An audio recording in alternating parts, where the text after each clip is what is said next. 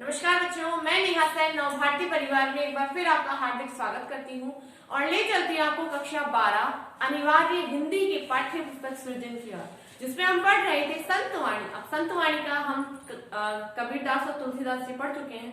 अब हमारा पढ़ने का जो नंबर है वो है कृपाराम प्रिया जी की सोरठों का। तो कृपाराम जी की सोरठों को पढ़ने से पहले हम कृपाराम जी के बारे में जान लेते, उनके बारे में चर्चा कर लेते, क्योंकि हमें पता है कि परीक्षा में उससे संबंधित प्रश्न हमारे यहाँ आता है और हमें वो प्रश्न करना अनिवार्य है, क्योंकि परिचय कवि का कंपलसरी है, अनिवार्य है, आवश्यक रूप से आपके वो प्रश्न आएगा। तो कृपाराम जी के बारे में पहले पढ़ लेते हैं। देखिए, नीति संबंधी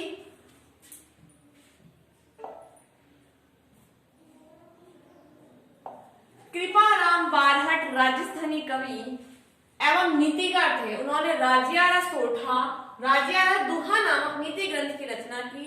वे राव राजा देवी सिंह के समय में हुए थे।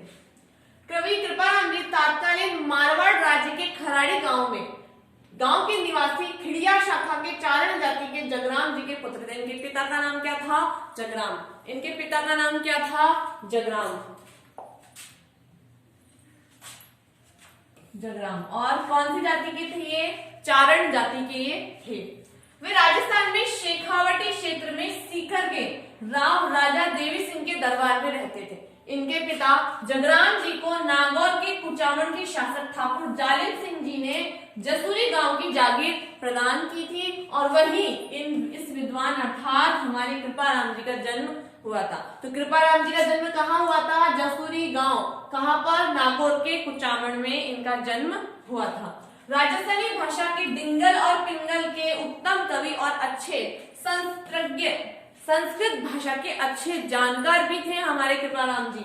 होने के नाते उनकी विद्वता और गुणों से प्रभावित हो सीकर के राजा राव लक्ष्मण सिंह जी ने इन्हें महाराजपुर और लक्ष्मणपुरा गांव की जागीरें दी थी, जो कि विक्रम संवत 1847 और 1858 में दी गई थी। ठीक है, आगे बढ़ते हैं।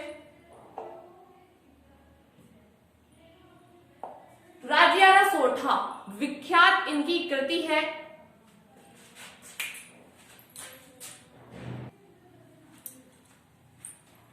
राजियारा सोठा जो इनकी कृति है वो बहुत ही अच्छी मानी जाती है। हमारे राजस्थानी साहित्य के अनमोल देन माना जाता है इसे। तो राजस्थानी साहित्य में देखिए, नीति संबंधी राजस्थानी सोठों में राजियारा सोठा सबसे ज्यादा प्रसिद्ध है। मैंने आपको बताया कि भाषा और भाव दोनों दृष्टि से इनके समक्ष अन्य कोई दोहा संग्रह नहीं ठहरता। इनके संग्रह के आगे किसी और दोहे का संग्रह नहीं ठहरता। इतना उत्कृष्ट है इनका। संबोधन काव्य के रूप में शायद ये पहली रचना है। अब संबोधन काव्य के रूप में पहली रचना कैसे है? इन्होंने अपने नौकर, अपने सेवक राजा राम को संबोधित करते हुए पूरा का पूरा सोठा छंद, ये जो रचना है वो कृति है वो लिखी है। राजिया से संबोधित करा है। राजिया अपने सेवक को, राजा राम जो था उसको प्रेम से बोलते थे राजिया के नाम से।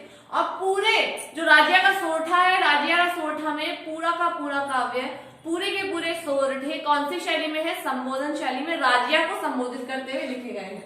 इन सोरठों की रचना राजस्थान के प्रसिद्ध कवि कृपाराम जी ने अपने सेवक राजिया को संबोधित करते हुए की थी। ऐसा माना जाता है कि राजा राम जो है वो कृपाराम जी का बहुत अच्छा सेवक था। उनकी दिन रात मेहनत करके सेवा करता था, उनकी मतलब पूरी तरीके से उनकी पूरी देखरेख करता था। अब उन्हें ये चिंता सताती थी राजा राम जी को कि उनके कोई संतान नहीं थी, वो निसंतान थे। इस चिंता में वो दिन रात पड़े रहते थे, दिन रात सोचते रहते थे। तो सोचते जब कृपाराम जी ने देखा कि भाई ये कैसे चिंतनशील रहता है, आखिर परेशानी क्या है, तो जब उन्होंने कृपाराम जी ने राजा राम से पूछा कि तेरी परेशानी क्या है, मुझे बता, हो सकता है मैं उसका समाधान ढूंढ लूं, हो सकता है उसका समाधान मिल जाए। तो राजा राम ने बताया कि मेरे कोई संतान नहीं है, मेरी पीढ़ी आगे कैसे बढ़ेगी, मेरा नाम कैसे रोशन होगा, मेरा वंश कैसे आगे बढ़ेगा। तो इस बात का जब जिक्र उन्होंने कृपाराम जी से किया, इस बात का उल्लेख जब उन्होंने कृपाराम जी से किया, तो कृपाराम जी ने राजा राम से कहा कि तुम्हें चिंता करने की कोई आवश्यकता नहीं है। वंश का नाम होने का मतलब ये नहीं कि संतान हो। उन्होंने कहा कि तुझे अमर होना है ना, तो मैं तुझे अमर कर दूंगा, दुनिया तेरे नाम से तुझे याद रखेगी, इसके लिए संतान होना आवश्यक नहीं है। तो उन्होंने राजिया को संबोधित करते हुए, राजा राम को संबोधित करते हुए राज्यारा सोरठा लिखा। और राज्यारा सोरठा एक अमरतम कृति के रूप में हमारे साहित्य में जानी जाती है। देखिए किंवदंती है कि अपने पुत्र विहीन सेवक राज्या को अमर करने के लिए ही विद्वान कवि ने उसे संबोधित करते हुए नीति संबंधी दोहों की रचना की थी। माना जाता है कि कृपाराम रचित सोरठों की संख्या लगभग 500 रही है, लेकिन अब तक 170 दोहे ही सामने आए हैं। इनमें लगभग 125 प्रमाणिक तौर पर उनकी रचना है। आगे करते हैं। राज्या कृपाराम का नौकर था। उसने कवि कृपाराम की अच्छी सेवा की थी। उसकी सेवा से प्रसन्न होकर कवि ने उससे कहा कि मैं तेरा नाम अमर कर दूंगा। और ऐसा भी प्रसिद्ध है कि राज्या के कोई संतान नहीं थे जिससे वो उदास रहा करता था। मैंने अभी आपको बताया था, उसकी उदास आकृति देखकर कृपाराम ने उसकी उदासी का कारण पूछा। तब राज्या ने कहा कि मेरे कोई संतान नहीं है, संतान के अभाव में मेरा वंश आगे नहीं चलेगा और मेरा नाम भी संसार से लुप्त हो जाएगा। कि जब तक संतान नहीं होगी तो वंश कैसे आगे बढ़ेगा, मेरा नाम खत्म हो जाएगा, मेरे नाम लेने वाला कोई नहीं रहेगा। इस पर कवि ने उससे कहा तो चिंता मत कर, तेरा नाम लुप्त ना होगा, मैं तेरा नाम अमर कर दूंगा। आगे बढ़ते हैं।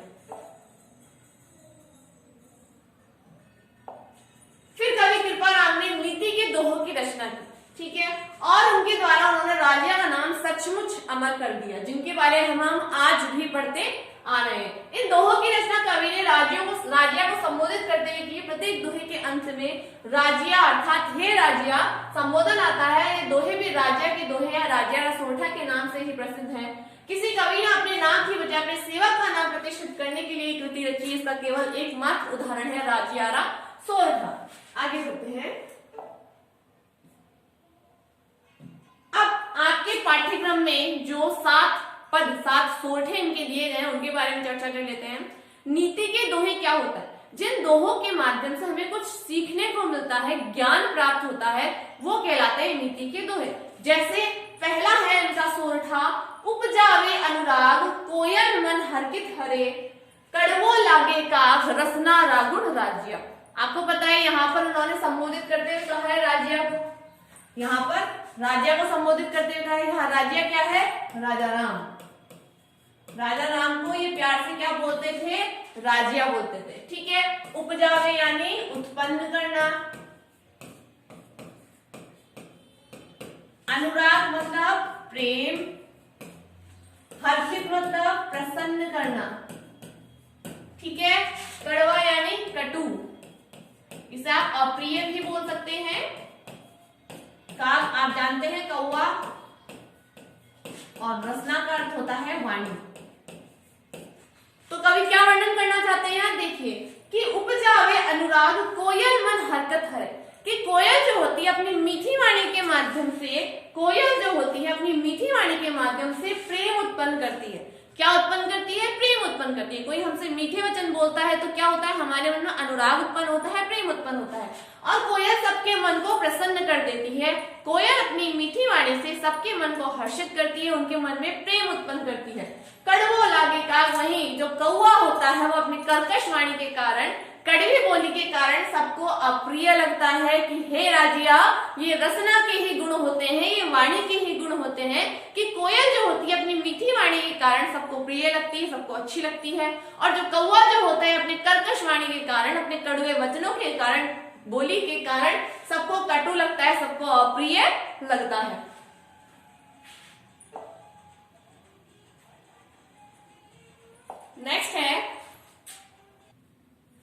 नेक्स्ट है काली घड़ी कुरूप कस्तूरी काटा तुले, काली घड़ी कुरूप कस्तूरी काटा तुले, शक्कर बड़ी स्वरूप रोड़ा तुले राज्या। अब यहाँ पर जो हमारे कृपाराम खिड़िया जी हैं उन्होंने क्या बताया, देखिए उन्होंने कहा काली घड़ी कुरूप की जो काले रंग की वस्तु होती है। काले रंग की वस्तु क्या है? यहाँ पर कस्तूरी।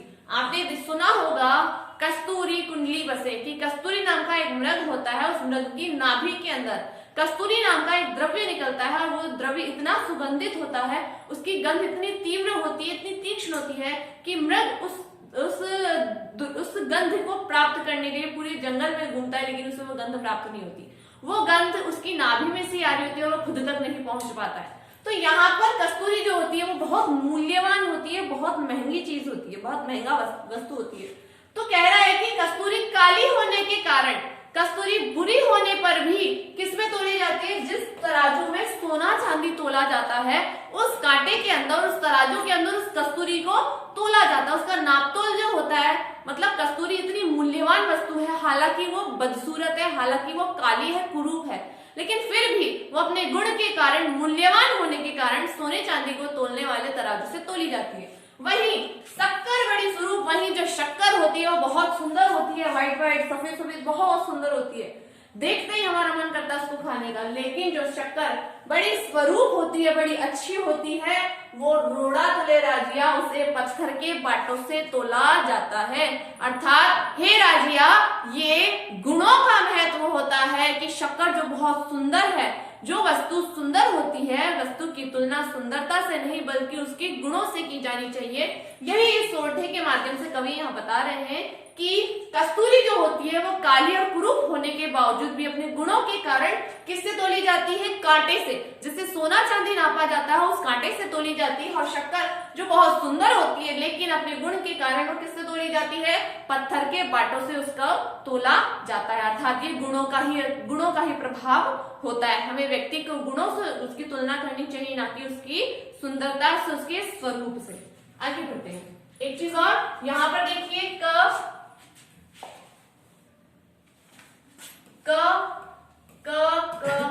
ठीक है, एक ही वर्ण की आवृत्ति हो रही है। क वर्ण की कौन सा अलंकार हुआ यहाँ पर? अनुप्रास अलंकार। ठीक है, अनुप्रास अलंकार। फिर यहाँ पर स और स, यहाँ पर भी कौन सा अलंकार हुआ? अनुप्रास अलंकार। ठीक है, दोनों पंक्तियों में अनुप्रास अलंकार यहाँ पर है। आगे बढ़ते हैं। आगे है मतलब री मनवार चुपके लावे चूरमा, बिन मतलब मनवार राब ना पावे राजिया।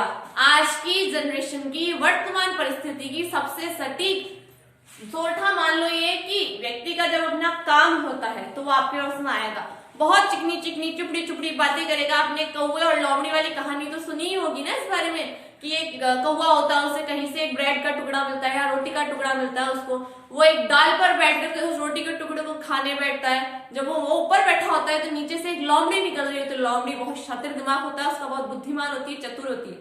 तो लोमड़ी ने जैसे ही उसके कौवे के मुंह में रोटी का टुकड़ा देखा तो उसके मन में लालच आ गया, क्योंकि वो भी बहुत दिनों से भूखी थी। उसे लगा अगर मुझे ये मिल जाए तो कितना अच्छा हो। वो धीरे धीरे जाती है कौवे के पास में, नीचे खड़ी होकर पेड़ के बोलती है कि कौवे भैया। बोले हाँ। बोले आपकी वाणी बहुत मीठी है, बहुत अच्छी है, बहुत दिन हो गए आपने कुछ गीत नहीं सुनाया, मुझे बहुत इच्छा हो रही है आपका गाना सुनने की। अब अपनी प्रशंसा सुनकर के कौवे राजा फूल गए, और फूल करके वो बोले अच्छा ऐसी बात है। मन में सोचे कि लोग तो मेरी बोली की बुराई करते हैं और ये बड़ाई कर रही है, चलो गाना सुना ही देते हैं। गाना सुनाने के लिए जैसे ही चोंच खोली, रोटी नीचे गिरी और लोमड़ी लेके पार हुई। तो कहने का मतलब क्या है यहाँ कि मतलब ही मनवार, अपना स्वार्थ होने पर लोग मनहार करते हैं। मतलब यानी स्वार्थ, ठीक है, मनवार यानी मनुहार करना। जब लोगों का स्वार्थ होता है, उनको अपना काम निकालना होता है, तो वो चुपचाप यानी बिना किसी को बताए, घर में किसी को पता ना पड़ जाए, ऐसी परिस्थिति में वो ला करके चूरमा खिलाते हैं लोगों को अपना काम सिद्ध करने के लिए। बहुत अच्छे अच्छे व्यंजन लाके खिलाते हैं, ठीक है, और बिन मतलब मनवार। और जब स्वार्थ पूरा हो जाता है, कोई काम नहीं रहता है, तो वो राब ना पावे राजिया, राबड़ी के लिए भी नहीं पूछते हैं। राबड़ी एक सामान्य व्यंजन होता है, सामान्य एक पेय पदार्थ होता है जो गर्मियों के दिनों में पिया जाता है, गर्मियों के दिनों में खाया जाता है। तो ये कह रहे हैं कि हे राजिया, जब लोगों को अपना स्वार्थ सिद्ध करना होता है, अपना काम सिद्ध निकालना होता है, तो वो चुपचाप चूरमा ला करके खिलाते हैं, मीठे मीठे व्यंजन, अच्छे अच्छे पकवान ला के खिलाते हैं। और जब उनका स्वार्थ पूरा हो जाता है तो चूरमा तो दूर की बात, वो राबड़ी भी पिलाने के लिए नहीं आते हैं। ये यहाँ पर कह रहे हैं। अब यहाँ पर भी देखिए म, ठीक है, फिर यहाँ पर भी माँ, यहाँ पर भी माँ। कौन सा अलंकार हो गया यहाँ पर? अनुप्रास अलंकार। ओके, यहाँ पर भी अनुप्रास अलंकार। यहाँ पे देखिए च और च, यहाँ पर भी आप अनुप्रास अलंकार कर सकते हैं इसको, ठीक है। आगे बढ़ते हैं।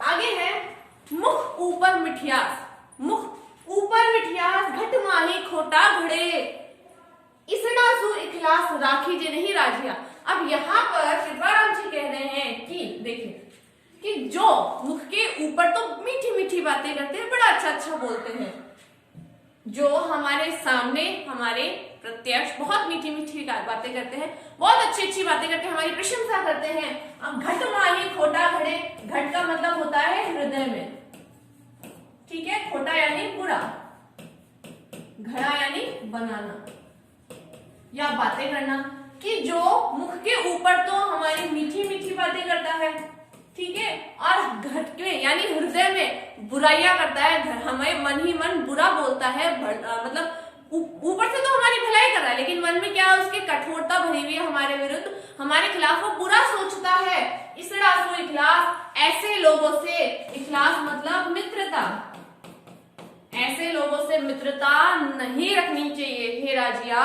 जो लोग ऊपर से तो बड़ी मीठी मीठी बातें करते हैं, अच्छी अच्छी बातें करते हैं, और मन ही मन हमारे लिए बुरा सोचते हैं, मन ही मन हमें कोसते हैं, ऐसे लोगों से दूर रहना चाहिए। ऐसे लोगों से मित्रता अच्छी नहीं होती है हे राजिया, ऐसे लोगों से दूर रहना अच्छा होता है।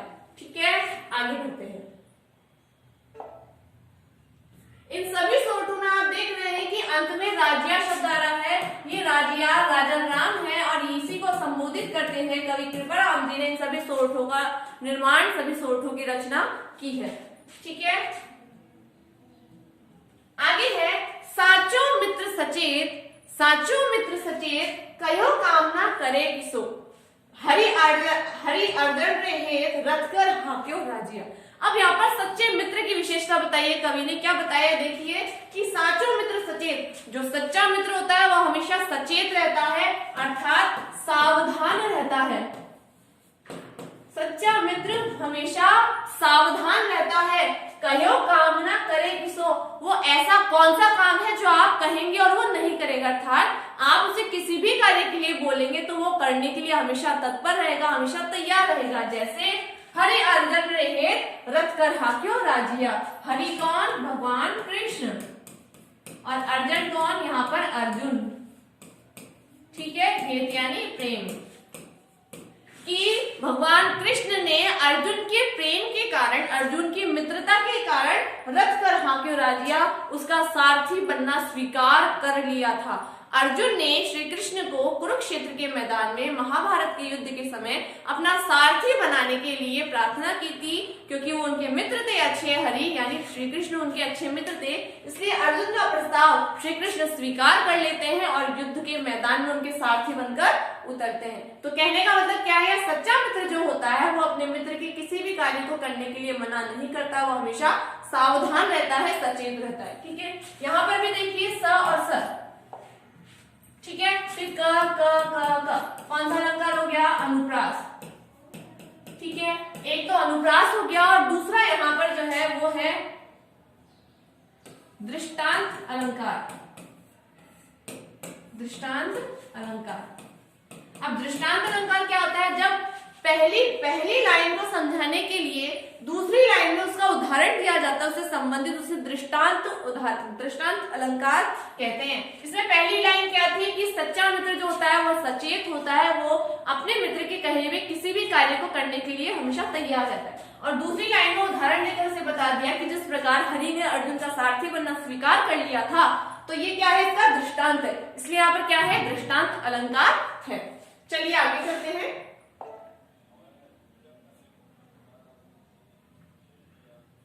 आगे है हिम्मत किम्मत होए, बिन हिम्मत किम्मत नहीं, करे ना आदर कोय, रत कागज जीव राजिया। अब यहाँ पर कवि ने किसका महत्व बताया, पराक्रम का महत्व बताया, साहस का महत्व बताया। क्या बताया, देखिए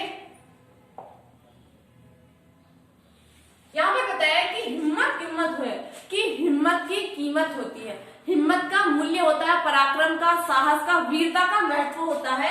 बिन हिम्मत किम्मत नहीं, बिना हिम्मत के कोई महत्व नहीं होता। जिस व्यक्ति में हिम्मत है, साहस है, शौर्य है, उस व्यक्ति की वैल्यू होती है, उस व्यक्ति का मूल्य होता है, उस व्यक्ति का महत्व होता है। लेकिन जिस व्यक्ति में हिम्मत नहीं है, वीरता नहीं है, पराक्रम या शौर्य नहीं है, उस व्यक्ति की कोई वैल्यू, कोई मूल्य, कोई महत्व नहीं होता है। करे ना आदर कोई, उसका कोई भी आदर नहीं करता है। जिस प्रकार रद्द कागज जू राजिया, जिस प्रकार रद्दी कागज की कोई मूल्यता नहीं होती है, कोई महत्व नहीं होता है, जिस कागज को, जिस अखबार को हम 5 या 6 रुपए का खरीदते हैं, वही अखबार पुराना हो जाने पर, रद्दी हो जाने पर 10 रुपए किलो के भाव से जाता है। तो कहने का मतलब क्या है कि जिस व्यक्ति में हिम्मत नहीं है, साहस नहीं है, पराक्रम नहीं है, उस व्यक्ति की कोई वैल्यू नहीं है, उसका कोई महत्व नहीं होता है। जैसे रद्दी कागज की कोई वैल्यू नहीं होती, कोई मूल्य नहीं होता, इस प्रकार जो पराक्रमहीन व्यक्ति है, जो साहसहीन व्यक्ति है, उसका भी कोई महत्व नहीं होता है। ठीक है, यहां पर भी देखिए आप ज्यों, अब ज्यों, जहां पर ज्यों यानी जैसे, अर्थात यहां पर उदाहरण अलंकार है। कहीं कहीं आपको ये दृष्टांत में भी देखने को मिलेगा। ठीक है, आगे चलते हैं। अंतिम सोठा है हमारा, डूंगर जलती लाए जोवे सारो ही जगत, पर जलती निज पाए रति न सूझे राजिया। अब जो वर्तमान युग है हमारा, वर्तमान युग में लोग अपनी परेशानी को सॉल्व करने से ज्यादा दूसरों की परेशानी में ज्यादा टांग अड़ाते हैं। तो उसी चीज को कवि ने इसमें इस सोठे में दर्शाया है। क्या कहा है कि डूंगर जलती लाए, कि पहाड़ों पर जलती हुई आग को, पर्वतों पर जलती हुई आग को सारा संसार देखता है, सारा जगत देखता है, लेकिन जो वे सारोहित सारा संसार देखता है, पर जलती नहीं पाए, लेकिन उसके पैर के नीचे जो आग जल रही है, उसके पैर के नीचे जो तिनके सुलग रहे हैं, उसको कोई नहीं देखता। रति न सूझे राजिया, उसके बारे में कोई नहीं सोचता।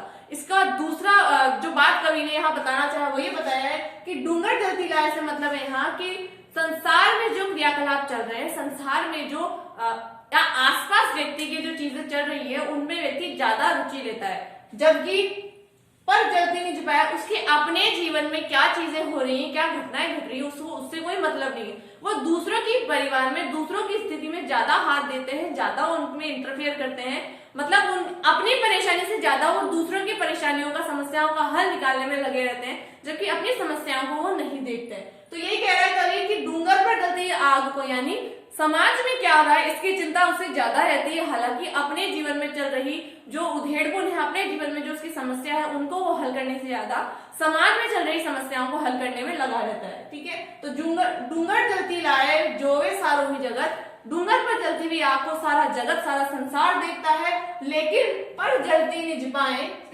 लेकिन जो उसके पांव के नीचे आग लग रही है, जो उसकी अपनी खुद की जिंदगी में जो उधेड़पुन चल रहा है, उतार चढ़ाव चल रहे हैं, रति न सूझे राजिया, उसके बारे में वो कुछ भी नहीं सोचता है।